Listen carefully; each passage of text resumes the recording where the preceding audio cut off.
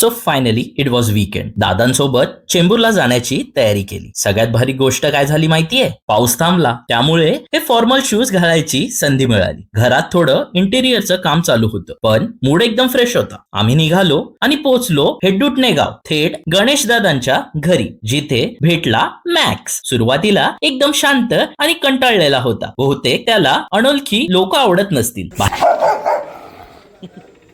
बाहेर निघायची तयारी होती. सगळ्या गाड्या बाउन्सर्स सोबत तयार होत्या. पण माझं लक्ष अचानक एक वेगळ्याच गोष्टीकडे गेलं. भूषणने किती छान कबुतरे सांभाळली आहेत, काय सुंदर आहेत ना. आम्ही निघणारच होतो, तेवढ्यात फोन वाजला आणि मुंबईतील पावसामुळे आपला सगळा प्लॅन कॅन्सल. मग मी आणि चेतन दादा घरी परत निघालो आणि नेहमीप्रमाणे ऍज युजल आपल्या डोंबिवलीच्या ट्रॅफिक मध्ये अडकलो. मग मी ठरवलं, उद्या जो प्रमोशन व्हिडिओ शूट करायला जायचं होतं तो आजच करूया. तिथे पोहोचलो आणि तो व्हिडिओ तर प्रोफाईल वर अपलोड पण झालाय माझ्या. तुम्ही नक्की चेक करा हा. मोमोज बाईट बेस्ट टेस्ट आहे बॉस. वेळ झाली रात्रीचे 8 वाजले. आम्ही पोहोचलो कोपरला, चेतन दादाच्या घरी मेदांशच्या बर्थडे साठी. So he was so excited to cut the cake and you can see how cute and smart he is. त्याचं ऑप्शन केलं आणि केक कटिंग झालं. मी आणि चेतन दादांनी त्याला भरपूर शुभेच्छा दिल्या. खूप